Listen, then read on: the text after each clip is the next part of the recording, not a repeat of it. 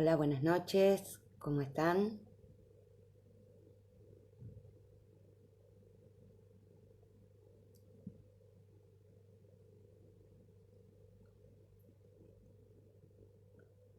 Bueno, eh, lo que vamos a trabajar hoy tiene que ver con una visión un poco diferente de lo que veníamos viendo hasta la semana pasada en términos de estas polaridades que veníamos trabajando.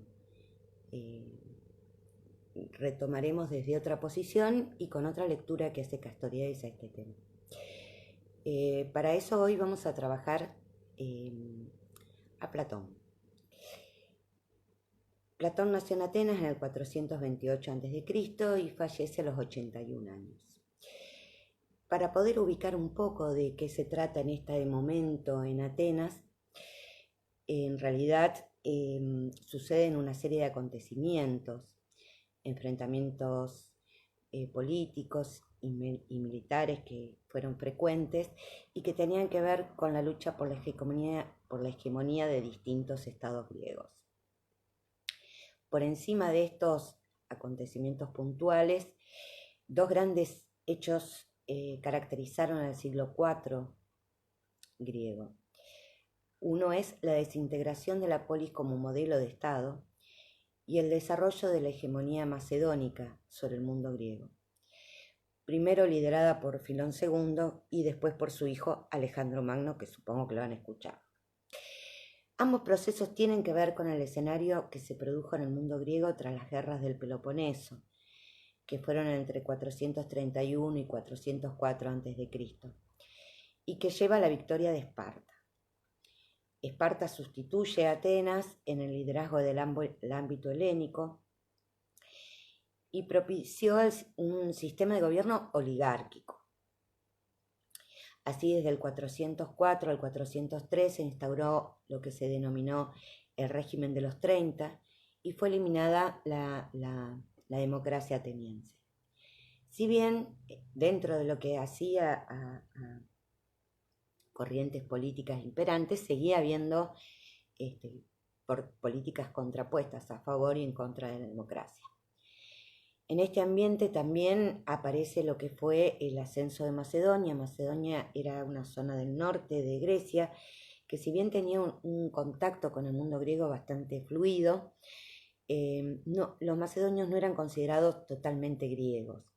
De hecho, Tucídides les denominaba bárbaros, que venía a ser como extranjeros. Y Macedonia también estaba regida por una monarquía que regía tanto los asuntos militares como religiosos. A todo esto también se suma la muerte de Pericles en Atenas a partir de una peste, y todo esto hace al marco en el cual Platón se forma, funda su escuela, incluido su relación y el desenlace que tiene que ver con Sócrates, que supongo que todos más o menos conocen. Vamos a hacer un pequeño recorrido en relación a Platón de cuestiones que, bueno, por ahí pueden ser interesantes, antes de entrar en lo que hace al texto puntual que vamos a trabajar hoy, que tiene que ver con el político y la lectura que hace Castoriadis en relación al político. Bueno, supongo y sé que ustedes Platón lo han visto, así que vamos a ir ajustando algunas cuestiones. Una de las cosas que podemos decir es que para Platón el hombre es un alma. Cuando decimos esto es un alma es porque con Aristóteles vamos a poder decir que el hombre tiene un alma, lo cual habla de una diferencia epistemológica en relación a esto. Esta alma será un puro nous, lo más divino para el hombre, posee la verdad, es simple, es indivisible. Bien, de nuevo, estas polaridades que habíamos visto, que para Castoriadis tienen que ver con, y de la mano de Heráclito, con polaridades absolutamente relacionadas, aquí las encontramos en una relación diferente. Una de ellas lo que tiene que ver con la opinión y la verdad. En realidad ya desde Parménides había dejado a la opinión en el lugar del devenir, en su relación con los datos sensibles que producen confusión del orden del no ser, y a la verdad como algo del orden del ser como inmutable. Platón lo retoma en el Teéteto y lo hace también en lo que tiene que ver con la crítica a Protágoras, donde va a decir que el conocimiento se expresa en el juicio y no en la sensación, que el juicio no puede apoyarse en la sensación porque es relativo. Ustedes, esto es lo que decía Protágoras, y Protágoras pertenece justamente a lo que fue el auge de la polis. De hecho era amigo y cercano de Pericles, y donde justamente su concepción del conocimiento tenía que ver con lo relativo del objeto y el sujeto a conocer. Entonces justamente Platón critica esto que decía Protágoras en esa relatividad del conocimiento y afirma como Parménides que hay otra forma propia de conocer que tiene que ver con la razón y que se dirige a un objeto distinto del que aportan las sensaciones. Ese objeto distinto van a ser las ideas. También decíamos de un alma inmortal, y es en el Menón donde apela a la reminiscencia como prueba de la unidad de la naturaleza y al aprender como recordar, de lo que se va a seguir refiriendo incluso en el Fedón. Ya en sus diálogos de la madurez, en la República, esboza la teoría de las ideas y confronta estos dos modelos de conocimientos que van a ser la doxa, puesta en términos de la realidad sensible, y la episteme como el conocimiento universal no fluctuante. Va a agregar además que la opinión es a la ciencia lo que la imagen es a la original. La imagen de los objetos materiales no son más que representaciones confusas, generando la creencia en el sujeto que se adhiere a ellas. La creencia estará del lado de la opinión. Así va a proponer a la dialéctica como el conocimiento intelectivo, que permite la ascensión gradual al verdadero conocimiento, a lo universal de la idea, al abandono de las imágenes del mundo sensible, proceso que puede hacer el filósofo. El filósofo contempla la idea del bien. Entonces, el alma no necesita del cuerpo para conocer y conocerse a sí mismo. De hecho, el alma puede enfermar por su corporeidad, por sus deseos, y precisará de la vida teorética para la retracción y la templanza.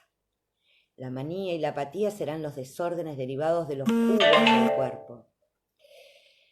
El alma también puede enfermar por ametría, quiere decir por perversidad o por ignorancia, y allí la catarsis será una herramienta de limpieza. La catarsis ya era utilizada por los griegos como una forma de purificación y limpieza. Platón la toma, incluso la extiende, y va a decir en el Fedón: una purificación consistente en separar al máximo el alma del cuerpo, acostumbrándola a condenarse, a concentrarse en sí misma partiendo de cada uno de los puntos del cuerpo, y al vivir en lo posible, en el presente y en el futuro, sola en sí misma, liberada del cuerpo como tras romper una atadura. Esta alma se presenta también como tripartita, ¿sí? El nous, a veces confundido con el logos como razón, constituye aquella parte que se relaciona con el nous como espíritu. Es la única parte inmortal del alma y está situada en la cabeza. Su principio es la razón y su virtud la prudencia. El timós es la pasión o fogosidad de naturaleza mortal que se identifica con el corazón, pero que subyace en el diafragma. Su principio es la ira y su virtud el valor o coraje. Finalmente la epitimia, que es la concupiscencia, igualmente mortal y sede de los apetitos inferiores. Se ubica en el bajo vientre, en el estómago, en el abdomen. Su principio es la irracionalidad y el deseo, y su virtud la templanza. Platón relaciona estas partes del alma según un orden natural, regidos por la justicia, que será la cuarta virtud cardinal. Además, relaciona estos componentes con una tipología humana expuesta en su mito de los metales en la República y que aplican a la organización social y política de la ciudad ideal. Eso lo vamos a ver después también.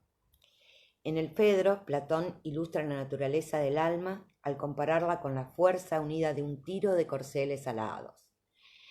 Ahí quizás ustedes recuerden que habla ahí de un cochero que arrastra 2 caballos, uno que lo arrastra hacia abajo. Dice, el alma que nunca ha visto la verdad no puede adquirir una forma humana, pues el hombre tiene como naturaleza comprender las ideas universales, avanzando desde las sensaciones hasta la unidad que abarca el pensamiento puro.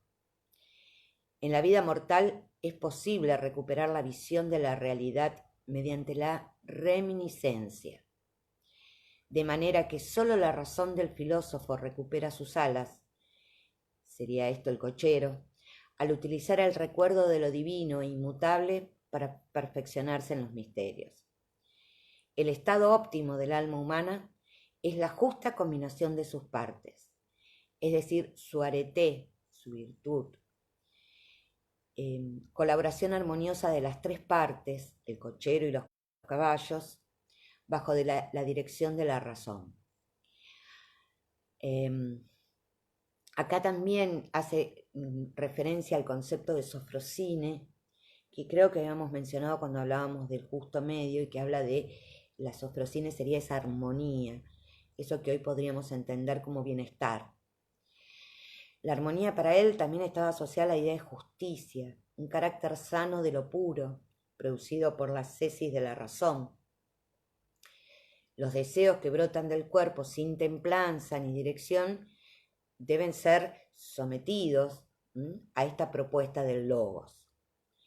La verdad así va a ser un producto privilegiado de la razón. Sí, Viviana. La verdad, producto privilegiado de la razón para arrojar claves de inteligibilidad al mundo empírico, funcionando al mismo tiempo como sistema de contención, de reglamento y disciplina de lo sensorial y lo pasional. El logos vehiculiza, educando y manipulando el poder hasta que éste logra adecuar los sentidos al saber, de lo material a lo ideal. Ustedes saben que cuando Platón habla de el amor, lo bello, en realidad está hablando de el ideal del amor, el ideal de lo bello, el ideal del bien. Bien. Vamos específicamente entonces al político. El político es un diálogo de la vejez. En realidad transcurre entre 2 viajes que hace Platón a Sicilia, Siracusa. Y el texto que tomamos de Castoriadis es la transcripción de seminarios de 7 clases que Castoriadis dictó en la Escuela Superior de Estudios Sociales en París en 1986. Para él va a ser uno de los diálogos más ricos y complejos de Platón, y que pone de relieve las diferencias y oposiciones entre el imaginario político griego que veníamos trabajando y el imaginario político moderno. Así, Platón constituye el pasaje del mundo antiguo al moderno, una ontología totalmente ajena a lo que era el mundo imaginario griego. Situado como enemigo de la democracia, Platón representa la negación misma del pensamiento político griego hasta ese momento. Castoriadis expresa un poco o pone en juego esto que resulta de Platón en términos de que va a decir que juega con lo mismo que denuncia. Ataca a los retóricos, pero procede retóricamente critica a los sofistas, pero él mismo es un sofista incomparable. Revela tanto al Platón, que tuvo un papel considerable en la destrucción del mundo griego, como al Platón que funda por segunda vez la filosofía. En realidad acá es interesante, y algunos autores ven en este texto de Castoriadis la idea de poder pensar un momento ficticio, pero fantástico, que podría ser en una ágora filosófica, donde Platón y Castoriadis se enfrentan con lo mejor de sus recursos con un objeto, que es la democracia. Como si pudiese haber logrado Castoriadis, a partir de esta lectura, poder ubicar a Platón en esta posibilidad de pensar lo político en estas formas de pensamiento.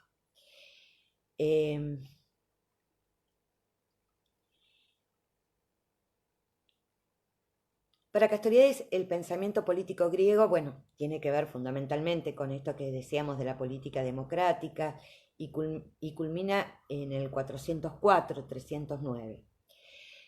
Hay una diferencia que podemos ubicar entre Sócrates y Platón. Sócrates se queda en la ciudad, Platón se va. Sócrates fue soldado, dio hijos a la ciudad, ejerció una magistratura, mientras que no se conoce nada parecido en Platón. Castoriadis va a decir que si bien el político tiene una estructura extravagante, es un buen exponente del pensamiento vivo puesto a trabajar. Un Platón radicalmente ajeno al imaginario griego. Es la negación del pensamiento político griego. Un Platón que odia profundamente el universo democrático y sus arborescencias, sea la sofística, la retórica, la actividad política, la misma poesía, pero también ese Platón que funda por segunda vez la filosofía, que crea el razonamiento filosófico, porque la filosofía, aún entre sus adversarios, sigue siendo platónica.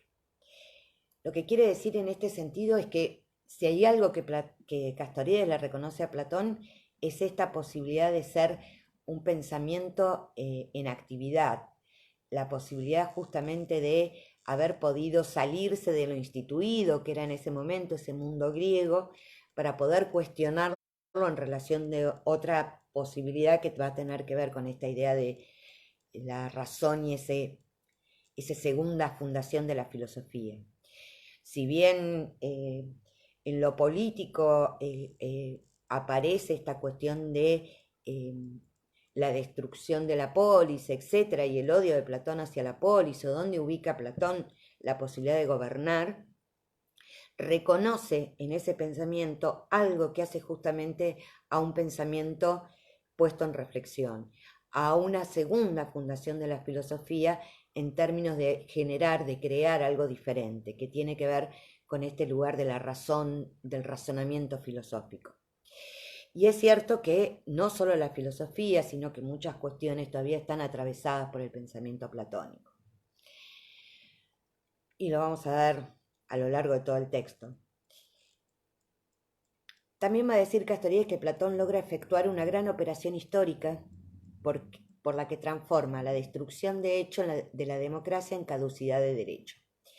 Nosotros habíamos algo dicho en algún momento, no me acuerdo bien por qué, pero recuerdo que lo aclaré, que alguien me lo preguntó. Castoriadis plantea una forma de pensar la sociedad que hace que aquellas cosas que eran de hecho naturalmente, él las ubica en un lugar y en un ordenamiento donde les da como el derecho que tiene que ser así, lo instituye. Una de esas cuestiones tiene que ver con la necesaria existencia de tres clases sociales: la de los artesanos, la de los guerreros o auxiliares y la de los gobernantes o guardianes. Cada una de estas clases ha de tener características distintas a las que posee la sociedad actual. Establece una comparación entre la naturaleza del Estado y la naturaleza del individuo. Del mismo modo que en el Estado encontramos tres clases sociales, encontramos en el individuo tres partes del alma, que vimos. correspondiéndose una virtud a cada una de ellas. El paralelismo entre la moral individual y la moral del Estado permite establecer que la virtud que corresponde a cada clase social ha de corresponder a los individuos que la constituyen. La virtud de la clase, los artesanos, es la templanza. Sería el disfrute con moderación de los bienes materiales.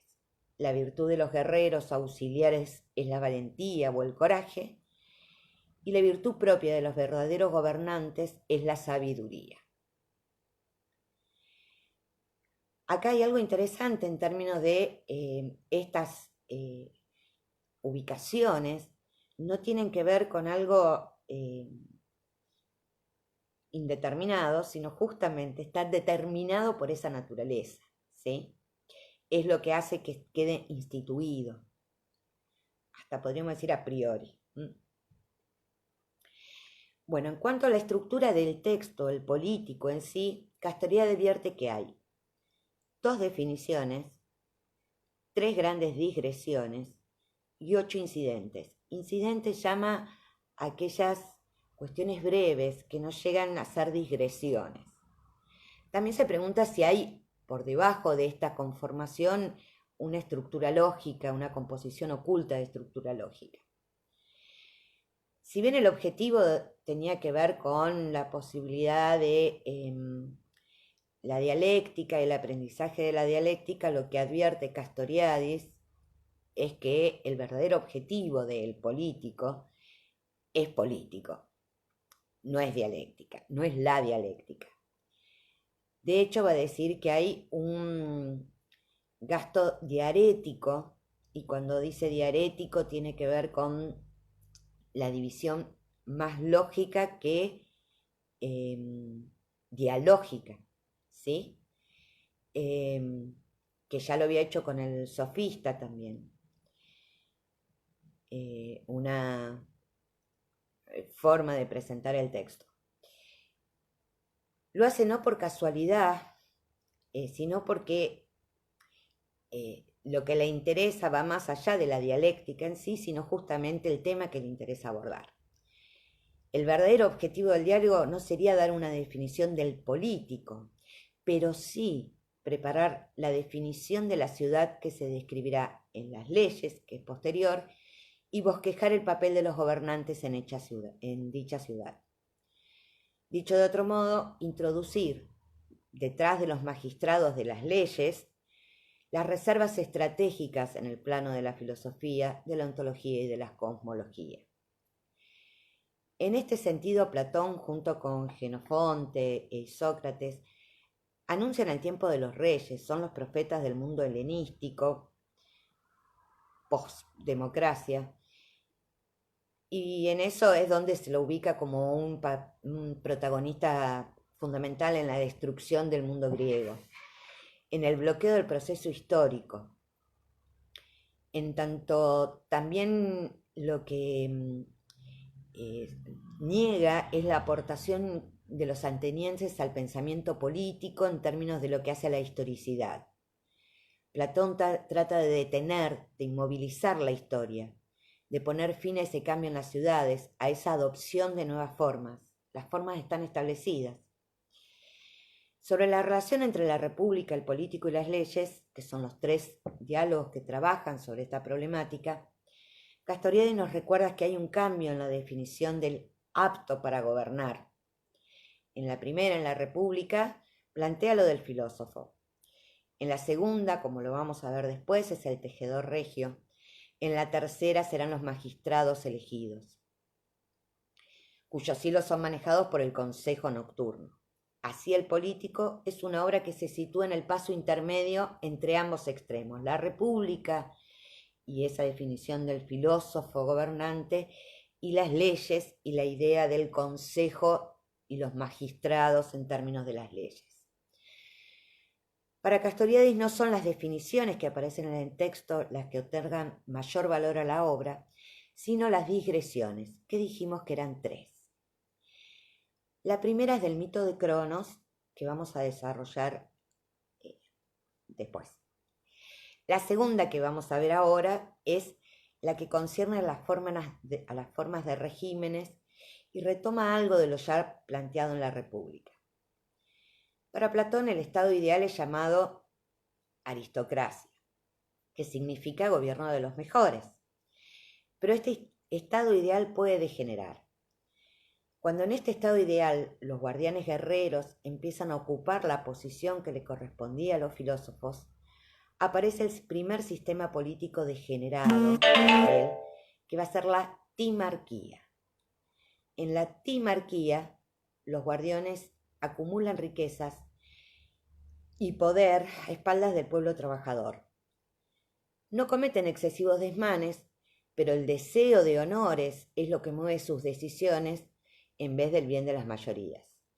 Así que la timarquía degenera en oligarquía, que es un gobierno de pocos y ricos, en donde la clase dirigente está compuesta ya no por guerreros, sino por aquellos que poseen y ambicionan riquezas. Ya en la timarquía, el fin de los gobernantes era acumular honores y riquezas, y es lógica esa evolución a la oligarquía. El mayor problema de la oligarquía es que además genera conflictos entre los que tienen y los que no tienen. Capaz que les suena conocido. Esa situación paupérrima de la clase que no tiene la oligarquía lleva a esta, va a decir Platón, a degenerar en democracia, que es el gobierno del pueblo. Los pobres se alían entre sí y arrebatan el poder a los más ricos, estableciendo en lo posible un sistema igualitario de participación política y mayor libertad política. Pero este sistema para Platón también es imperfecto, ya que mientras que en la oligarquía había dos cuerpos políticos, en la democracia hay infinitos cuerpos, tantos como individuos o familias, y lo que va a caracterizar a esta democracia es la idea de deseos inmoderados. La democracia degenera en el sistema político más alejado del buen gobierno, la tiranía. En el Estado democrático, un demagogo se presenta como salvador de los pobres y con palabras persuasivas toma el poder en la asamblea y todos lo siguen, justamente porque tiene que ver con la esclavitud de las pasiones. El Platón del político es un Platón resignado, va a decir Castoriadis, un Platón que acepta lo mixto, la mezcla, y donde va a decir que la democracia es el peor de los regímenes gobernados por leyes y es el menos malo de los regímenes anómicos. Bueno, habíamos entonces hablado de 3 digresiones. La primera, habíamos dicho que tiene que ver con el mito de Cronos. La segunda eran las formas de regímenes que explicitamos. Y la tercera y más importante es la de que la ciencia es la única base de lo político. De la primera navegación platónica surge la conclusión de que si el hombre regio está presente, todo el resto debe cederle paso. Ya no hay leyes. La ley es la voluntad del hombre regio. Como dice en otro momento Castoriadis Toma, si aparece el hombre regio, la ley como tal cae, y el político debe instituirlo todo radicalmente. Esto es que se justifica el carácter absoluto del poder. Su autoridad se ajusta a un arte, como el médico. Ese poder absoluto, justificado por el saber político, no tiene ninguna otra limitación que la resultante de su saber mismo, o bien de la naturaleza de las cosas. Que gobierne con leyes o sin ellas pareciera que no tiene ninguna importancia. Él sabe que hay que decidir, lo ordena y se terminó. Pero en la realidad de las ciudades esto no es posible. No hay hombre regio. Así que hace falta una segunda navegación que descubra el poder de la ley como un mal menor. Se va entendiendo desde esta primera navegación donde aparece este hombre regio que podría ser aceptado como hombre rey, monarca, con todo el poder absoluto, donde justamente sin la ley aparece esta idea de no alcanza a ser realmente el mejor gobierno. Es necesario poder pensar otra manera de entender la posibilidad de ser el político. Y ahí tiene que ver con esa primera digresión que decíamos del mito del reino de Cronos, que no es menos importante para Platón y menos para Castoriadis.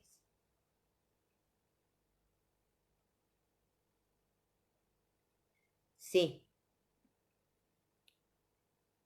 Facundo y Cele, sí. Bueno,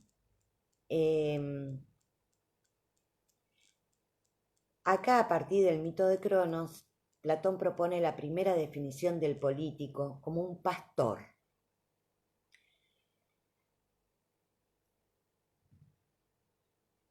En realidad va a decir Castoriadis que en vez de ir por lo evidente desde el principio y atacar la definición que Protágoras tenía en relación al Estado y al gobierno, en que tenía que ver con la democracia y la posibilidad de la política compartida por todos los ciudadanos, va a ir por la idea de este mito y en esto prepara la idea de que hubo pastores de seres humanos que eran dioses.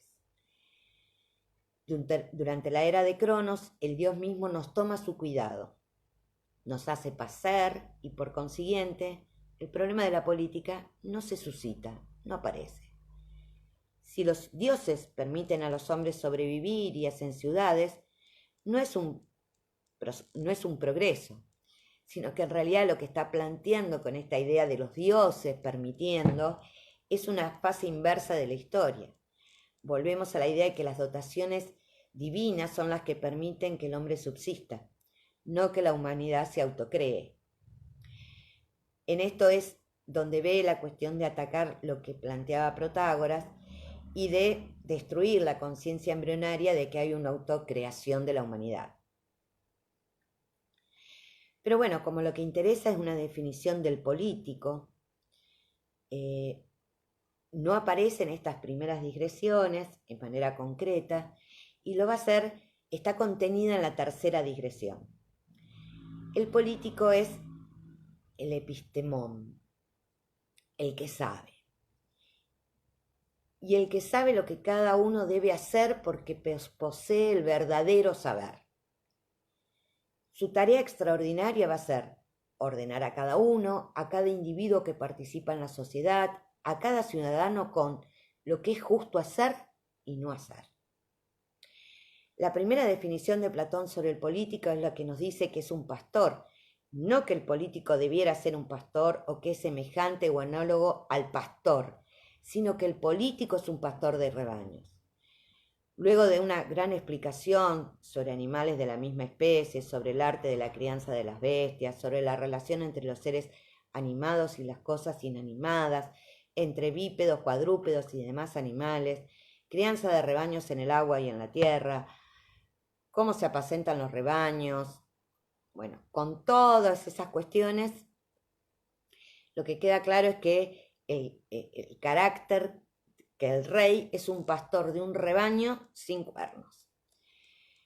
Va a decir, el fin de un largo diálogo zoológico y humano pasa a una extensa digresión sobre el mito de Cronos, sobre su reinado, sobre el desplazamiento del universo, una vez es en un sentido y otro en el opuesto, el nacimiento de los seres vivos, de cómo los ancianos se convertían en niños, de cuando el dios apacentaba a los hombres, no había regímenes políticos, ni los hombres poseían mujeres ni hijos. Hay acá toda una cuestión retórica, va a decir Castoriadis, y que intenta ahí hacer una cuestión de divisiones aparentemente lógicas, donde va dividiendo a su antojo actividades y objetos. El diálogo comienza por distinguir entre las ciencias teóricas y las que no lo son. Entre las teóricas están las directivas y las autodirectivas. Ahí es donde ubica las ciencias que tienen que ver con la crianza de los animales y de los hombres. Platón sabía que esto era retórico y en este punto no tiene que ver con que si Platón no intentaba hacer retórica. Lo que pasa es que en realidad, más allá de la filosofía, lo que está haciendo Platón acá es política. Platón es un político, un cierto tipo de político. Aquí en ningún momento se discute, va a decir Castoriadis, en el diálogo, eh, revelar por qué se equipara al hombre político con el hombre real. Y ahí hay toda una confusión en cómo se traduce esta idea de epistemón, que tiene que ver con el que sabe, y en realidad no tiene que ver con la gente que sabe, sino que justamente el político no es alguien que sabe de lo cotidiano, que podría ser cualquier ciudadano, sino que es alguien que posee un saber cierto sobre un objeto importante y un saber fundado en sus principios. Esta primera definición que toma el pastor como objeto termina planteando una serie de diferencias. Va a decir, se vuelve a dar una especie de definición del arte político o real, según la cual es el arte que se ocupa voluntariamente y con el consentimiento de aquellos de quienes se ocupa, de las comunidades humanas. Llamaremos político el cuidado libremente ofrecido y libremente aceptado que se ejerce sobre un rebaño de bípedos, y quien lo ejerce es un verdadero rey y un verdadero político. Por un lado se afirma que en efecto una vaca no conduce a otras vacas, que un carnero no conduce a otros carneros, sino que lo hace un pastor, alguien de una naturaleza diferente, por lo que un hombre común y corriente no puede conducir a otros hombres. Tendría que ser un pastor divino con cualidades diferentes.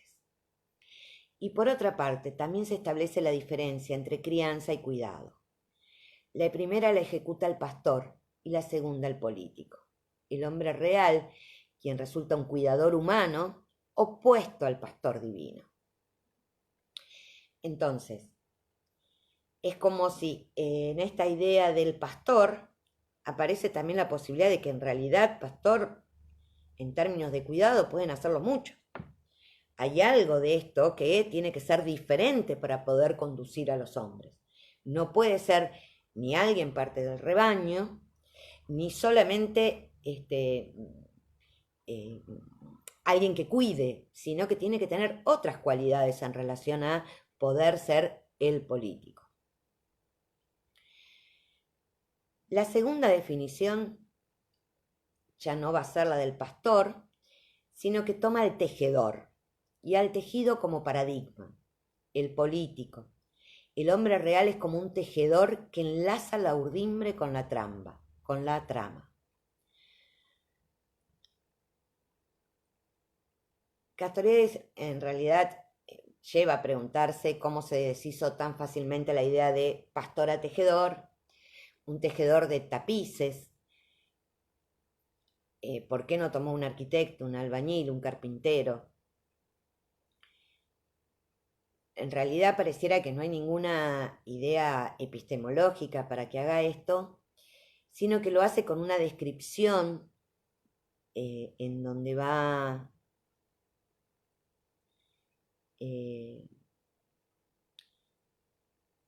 con una descripción de lo que es el arte del tejido, de las cualidades de las telas, de sus usos, y hace una cantidad de divisiones, así como lo hizo con todo lo que quería explicar como pastor, lo hacerá con los tejidos,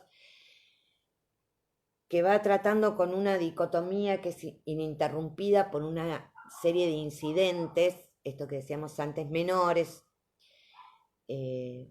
sobre lo que hace las causas propias, causas concomitantes, medidas absolutas, bueno. De lo que se trata es poder desarmar que el verdadero objeto del diálogo, y acá está puesto esto de la discusión, la división, el ejercicio dialéctico, viene a ser como la distracción en términos de poder referirse realmente a lo que hace al político. El objeto del político es claramente político. Y aquí vamos a la de una definición de la política como una ciencia verdaderamente real, que el propio Platón hace en el texto El Político. Y va a ser aquel quien urde, quien trama, aquel que entreteje y mezcla sabiamente, del modo correcto, todos los asuntos de la ciudad, el que gobierna y atiende las leyes. Y en esto toma incluso lo que tiene que ver con una parte del diálogo con el extranjero y dice el extranjero. Este es, digámoslo, el fin del tejido de la actividad política, la combinación en una trama bien armada del carácter de los hombres valientes con el de los sensatos. Cuando el arte al real los haya reunido por la concordia y el amor en una vida común, y haya confeccionado el más magnífico y excelso de todos los tejidos, y abrazando a todos los hombres de la ciudad, tanto esclavos como libres, los contenga en esa sed y en la medida en que le está dado a una ciudad llegar a ser feliz, la gobierna y dirija, sin omitir nada que sirva a tal propósito. Esto es del texto de Platón. Bueno, entonces, luego de esta larga digresión sobre la necesidad de un político u hombre real que gobierne conforme a una ciencia, a un saber absoluto necesario para cada uno y al mismo tiempo para todos los hombres, Platón llega a la conclusión de que este epistemón, hombre de saber perfecto y absoluto, el cual representaría la mejor forma de gobierno, es imposible, ya sea porque no existe o porque aunque existiera, sus gobernados no lo podrían comprender por faltas de conocimientos, por lo que en realidad lo que se va a necesitar es legislar, gobernar con leyes, que si bien van a ser imperfectas, porque para él van a ser imperfectas en dos sentidos, corresponden a un momento específico y no atienden los casos particulares. Sin embargo, va a decir que dentro de todas sus imperfecciones, las leyes representan el mal menor para gobernar. Platón dedica una buena cantidad de argumentos para afirmar por qué el gobierno de la muchedumbre de ricos o pobres sería inadecuado, pues carecen de conocimiento político necesario para conducir, ordenar y cuidar a los demás.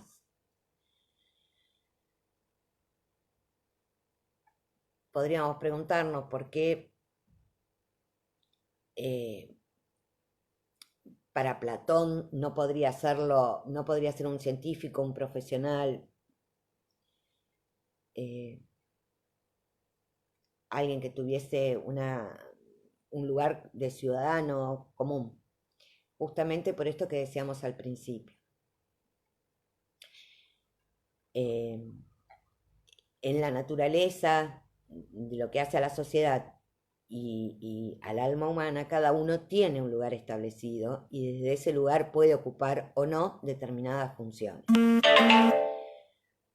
Luego de esta revisión que hace Castoriadis en relación al político, podemos decir entonces que frente a la ausencia del epistemón, de un filósofo político por encima de las leyes, lo único que nos queda es un gobierno en el cual las leyes puedan modificar por los hombres de manera permanente. Y acá vale lo que va a plantear entonces Castoriadis en relación a Platón.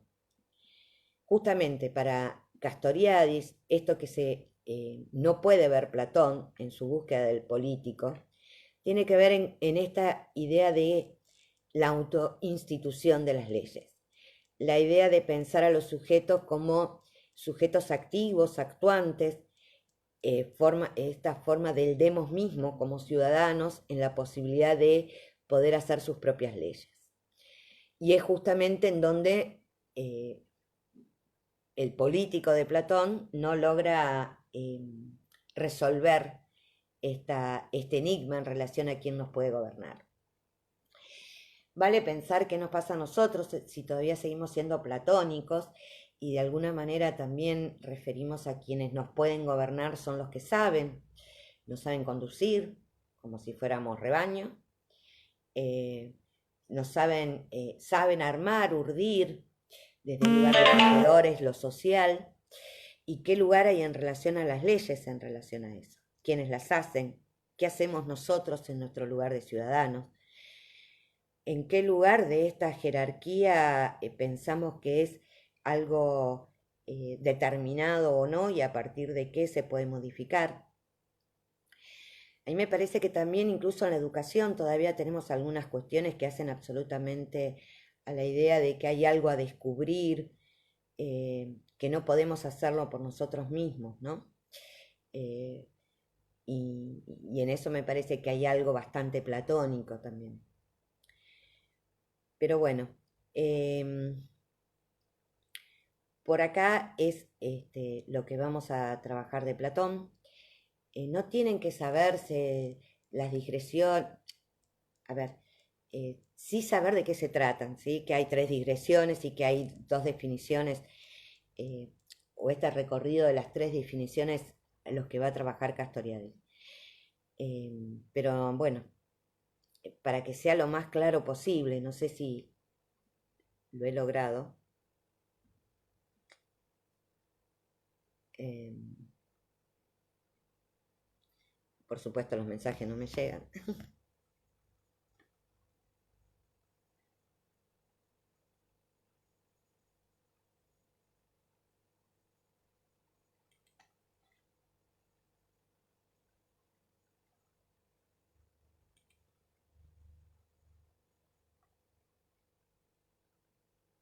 Bueno, si hay alguna pregunta.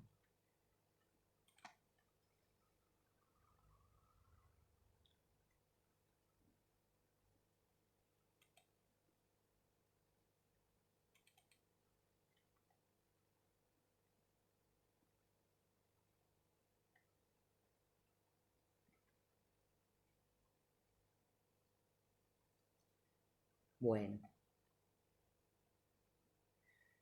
bueno, yo les sugiero, porque este texto en muchos prácticos no lo van a ver. Entonces, si pueden, denle una mirada al texto denle una mirada al texto sobre el político de Platón. Platón supongo que sí lo vieron en los prácticos, pero no el texto sobre el político de Platón de Castoriadis. Son, no es todo el libro, son, sí, Facundo. Eh, Véanlo y cualquier cosa me hacen consultas abajo de este vivo y las vamos a ir aclarando, ¿sí? La semana que viene vamos a trabajar Aristóteles. Yo supongo que Aristóteles ustedes lo han trabajado en los prácticos y que además lo han visto en filosofía.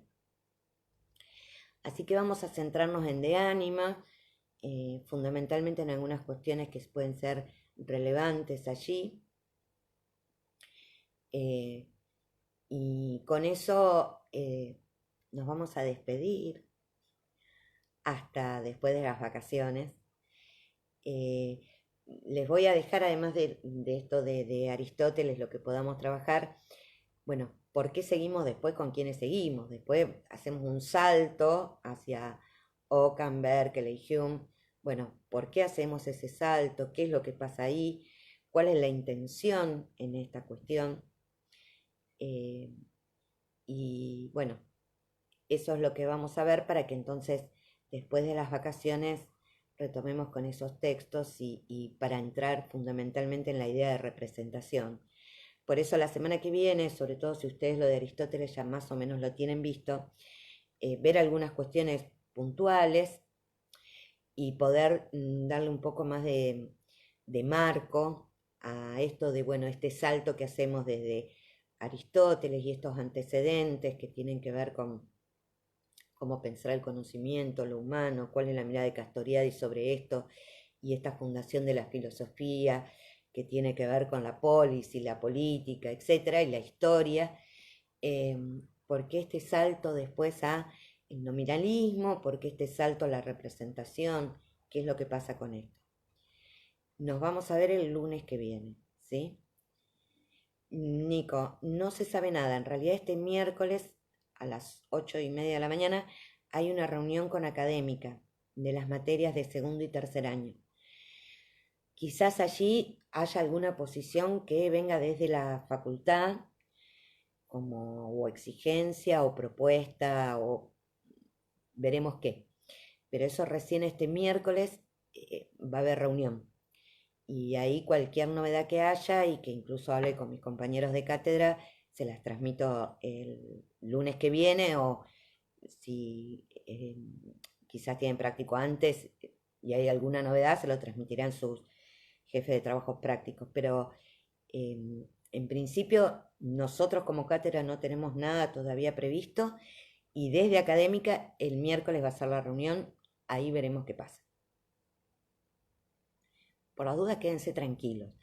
Vayan llevando la lectura lo más cercana posible, ¿sí?